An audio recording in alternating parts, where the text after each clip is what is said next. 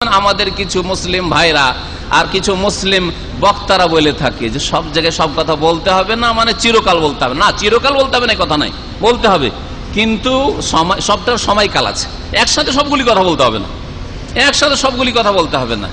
যেমন এর আগে আমি বলেছি, একটা নতুন মুসলমান আজকে হলো, আর ওর দেখছি টাকনার নিচে কাপড়, আর মুখ দিয়ে ওগুলো বিড়ি সিগারেট গন্ধ আছে, কালিমা পড়াইলাম, 5 ওয়াক্ত নামাজ শিখালাম, সাথে সাথে বলছি যে আপনার মুখ দিয়ে গন্ধ আসছে। না, এটা ঘৃণা ছড়িয়ে দিলাম, ঘৃণা ছড়িয়ে দিলাম না, এটা ভালো কাজ হলো না। প্রথম দিন একটা নিউ মুসলিমকে, একটা লোক এক ওয়াক্ত নামাজও পড়ে না, তাওহীদও বুঝে না, শিরকও বুঝে না, ও কবর মাজার যে শিরক তাও বুঝে না, আর ওর টাকনার নিচে কাপড় থেকে প্রথম বললাম যে আপনার কাপড় হারাম। এইটা ইসলামের প্রচার হইলো না, ইসলামের দাওয়াত দেওয়া হইলো না। হ্যাঁ, আপনি গাছের ওই শাখা প্রশাখা থেকে শুরু করবেন, পাতা থেকে শুরু করবেন না, আপনি শিকড় থেকে শুরু করবেন? শিকড় থেকে আপনাকে শুরু করতে হবে, কাণ্ড থেকে শুরু করতে হবে। সুতরাং এই বিষয়গুলি হচ্ছে হিকমত। এই জন্য দেশে গিয়ে আপনার প্রথম রাফায়দান নিয়ে কারোর সাথে ঝামেলা শুরু করে দিবেন, রাফায়দানি কেউ করতে দিচ্ছে না আর আপনি করবেন না, এটা আপনার বাড়াবাড়ি। যেমন ওদের বাড়াবাড়ি আপনাকে করতে দেবে না, তেমন আপনি যে কোনো মতে আমি রাফায়দানি করবো সুন্নাত, তখন এটাও ভুল কথা আপনার। আর এইরকমই আমিন আপনাকে জোরে বলতে দেবেন, গায়ের জ্বালা তাদের আমিন জোরে বললে। তো আপনি এখন আমিন জোরে বলবেন, অথচ আপনি একা, একজন দুজন, ওরা হচ্ছে 50 জন 100 জন। না, এটা কাজ আপনার হেকমতের কাজ না। হেকমতের কাজ হচ্ছে যে ওদের মধ্যে বড় বড় শিরক আছে, বিদাত আছে, নওয়াইতর বিদাত আছে, মিলাদের বিদাত আছে, শবে বরাতের বিদাত আছে, ওই মাজারে চাদর চড়ার বিদাত বরং শিরক আছে, তাবিজের শিরক আছে। এগুলি কি দূর করেন? নামাজ ছাড়ে তারপরে নিজেকে পাকা মুসলমান মনে করে, অথচ নামাজ পড়লে মুসলিম থাকে না। তো নামাজের গুরুত্বটা তাদেরকে বুঝান, নামাজটা পড়ুক, যে কোনো রকম পড়া শুরু করুক, তারপরে নামাজের কারেকশন করবেন। এগুলি হচ্ছে হেকমত। নবী করিম সাল্লাল্লাহু আলাইহি সাল্লাম আকাঙ্ক্ষা করেছিলেন যে কাবা ঘরকে ভাঙার আমার ইচ্ছা হচ্ছিল, কিন্তু এই কুরাইশরা সব নতুন নতুন মুসলমান, কালকে বলবে যে মোহাম্মদ সব শেষ করে দিল, কাবা ঘরটাকেও শেষ করে দিল, দিয়ে মুরতাদ হয়ে যেতে পারে, সেই জন্য করলাম না। আব্দুল্লাহ বিন জুবাইর রাদিয়াল্লাহু তাআলা আনহু যখন খলিফা হলেন মক্কাতুল মুকাররমায়, তখন তিনি বললেন যে না, আমি এই কাজ করতে পারবো। এখন তো আলহামদুলিল্লাহ মুসলিম, পুরাতন মুসলিম, আর নিউ মুসলিম নাই, আর এই ফিতনার আশঙ্কা নেই যে কেউ মুরতাদ হবে, ইসলাম শক্তিশালী। তখন ইব্রাহিম আলাইহিস সালামের বুনিয়াদের উপর কাবা ঘরকে তৈরি করেছেন আব্দুল্লাহ বিন জুবাইর রাদিয়াল্লাহু তাআলা আনহু, এবং তিনি বারহাক খলিফা ছিলেন। কিন্তু হাজ্জাজ বিন ইউসুফ জালেম যখন মক্কায় গিয়ে আব্দুল্লাহ বিন জুবাইরের পতন ঘটাবার জন্য হামলা করলো আর আব্দুল্লাহ বিন জুবাইরকে শহীদ করলো, তার বিশাল লম্বা ঘটনা রয়েছে। বানু উমাইয়ার যুগে সে কুফার গভর্নর ছিল, আর বড় জালেম গভর্নর ছিল। এই হাজ্জাজ বিন ইউসুফ জালেম লাখ লাখ মানুষকে খুন করেছে, লাখ লাখ মানুষকে খুন করেছে। তারপরেও তার বিরুদ্ধে বিদ্রোহ করে সাহাবায়ে কেরামরা বেরোয়নি, কারণ বেরিয়ে যে লাভ করা যাবে না, লস হবে।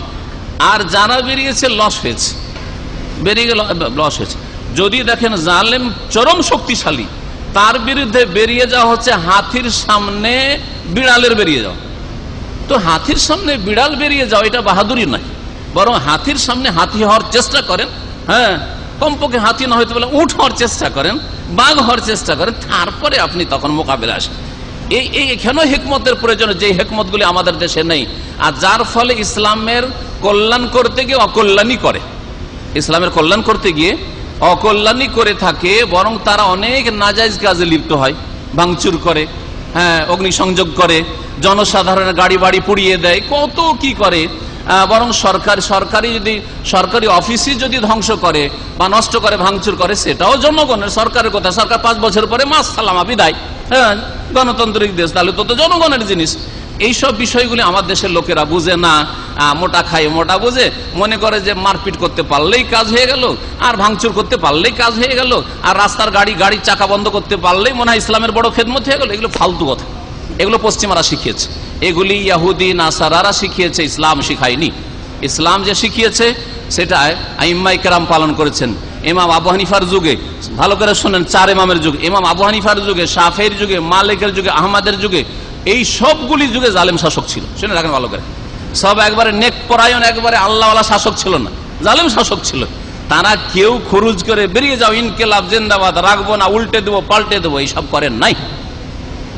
অথচ তাদেরকে জেলে দেওয়া হয়েছে, ইমাম আবু হানিফাকে জেলে রাখা হয়েছে, ইমাম আবু হানিফাকে জেলে রাখা হয়েছে। ইমাম আহমদ বিন হাম্বলকে কোড়া লাগানো হয়েছে, এত বেশি তাকে ব্যত্রাঘাত করা হয়েছে যে আল্লাহই বাঁচিয়েছেন। যারা দেখেছেন অবস্থা, তারা বলছেন যে কোন হাতিকে যদি এইরকম কড়া লাগানো হইতো তো হাতি বাঁচত না, আল্লাহ কারো হায়াত রাখলে বাঁচতে পারে। ইমাম মালিক রহমতুল্লাহ আলাইকে যখন কোড়া ব্যত্রাঘাত করা হইলো, জালেম শাসক নিজের মতো একটা ফতোয়া চায়, নিজের খেয়াল খুশি, জবরদস্তি তালাক নেবে, তালাককে জায়েজ করতে হবে, এই ধরনের কিছু ফতোয়া ছিল। কারণ একটা হয়তো সুন্দরী রমণী পেলো, ওর মন হয়ে গেল যে ওকে বিয়ে করবো, তো জালেম শাসক চাই যে ওটাকে বিয়ে করবো, তো এখন কি করে বিয়ে করবো, তো বিবাহিতা, তখন ওই জবরদস্তি ওর কাছে টিপসই নিয়ে তোর কাছ থেকে কেড়ে নিয়ে বিয়ে করবে, এটাকে হালাল করাবে এবং মালিককে দিয়ে। মালিক বলছে না, তালাক হয়নি। আর ও তালাক দিবে না কি করে, তালাক ওর স্ত্রী, ওটা সে গরিবের স্ত্রী হোক না কেন। এই ফতোয়া না পায় এমন মার দিল, ব্যত্রাঘাত করলো। ইমাম মালিক আমাদের মতো লোক না, আমাদের তো একটা সামান্য ছড়িও আমাদের ওপর আসেনি, হ্যাঁ, আমাদের উপরে একটা পাথর কঙ্করও আমাদের উপর কেউ ফেলেনি, তারপরে আমরা এত ভয় পাই ইসলামের কথা বলতে।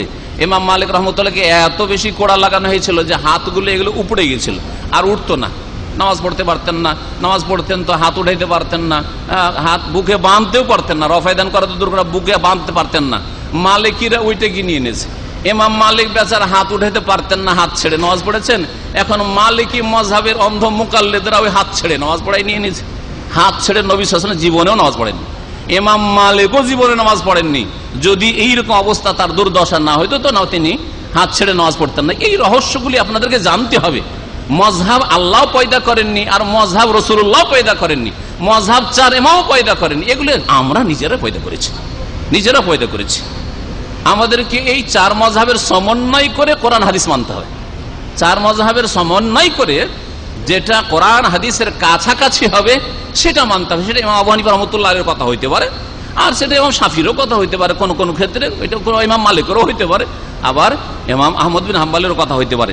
যাই হোক, এই ক্ষেত্রে শুধু ইঙ্গিত করলাম যাতে করে আমাদের দেশে যে গোঁড়ামিগুলি রয়েছে, যে আল্লাহর ফরজ করে দেওয়া হয়েছে এগুলোকে 130 ফরজ, আর চার মযহাব 4 ফরজ। চার মযহাব 4 ফরজ, তো 4টা ফরজ মানেন, একটা কেন মানছেন? আমি যুক্তিতে মানুষকে জিজ্ঞেস করি যে 4টা ফরজ না, তো 4টা ফরজের 4টা না পালন করতে হবে, না একটা পালন করলেই হবে? আপনার যদি বলি যে 5 ওয়াক্ত নামাজ ফরজ কি না, বলেন নামাজ কয় ওয়াক্ত ফরজ? 5 ওয়াক্ত। তো 5 ওয়াক্ত পড়া লাগবে না 1 ওয়াক্ত পড়লে হবে? 1 ওয়াক্ত পড়লে হবে না? তো আবার হানফি হলে কি করে হয়ে যাবে যে শুধু হানফি দিয়ে একটা ফরজ আদায় করলেন? শুধু সাফি হইলেন, ইন্দোনেশিয়া, মালয়েশিয়া, কেরালা সাফি, তো 1 ফরজ আদায়, 3 ফরজই ছুটে গেল। হ্যাঁ, শুধু মালিকি হইলেন তো 1 ফরজ আদায়, 3 ফরজই ছুটে গেল। তাহলে ওই রকম হইলো না যে কোন লোক 1 ওয়াক্ত নামাজ পড়ে আর বলে যে 5 ওয়াক্ত নামাজ ফরজ, আমি 1 ওয়াক্ত আদায় করি। সে কি করে মুসলমান? 4 ওয়াক্ত ছাড়লো। ওই রকমই হলো মযহাবধারী লোকদের অবস্থা। সুতরাং মযহাবের বিষয়টাকে আপনারা পড়ার চেষ্টা করুন, বোঝার চেষ্টা করুন যে এই মযহাবগুলি হচ্ছে আমাদের মতামত। যেমন এখানে 2 জন আলেম আছেন, আর 2 জন আলেম নিয়ে আসলে 4 জন। 4 জনের সামনে একটা মাসলা আসলে, আমি বললাম যে এটা জায়েজ, উনি বলছেন না জায়েজ না এটা, আরেকজন বললেন এটা মাকরুহ। 3টা মত হয়ে গেল।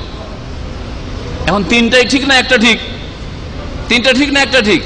একটা ঠিক। হয় আমার কথা ঠিক, না আমারটা ভুল, ওনার কথা ঠিক, একটা ঠিক। ঠিক ওই রকমই, ঠিক ওই রকমই। তারা বড় বড় আলেম ছিলেন, এর বেশি কিছু ছিলেন না। না তাদের কাছে ওহী এসছে, হ্যাঁ, না তাদের কাছে ইলহাম এসছে, না তাদের কাছে আল্লাহর পক্ষ থেকে কোনো ফেরেশতা একদিন এসছে, কখনো আসেনি।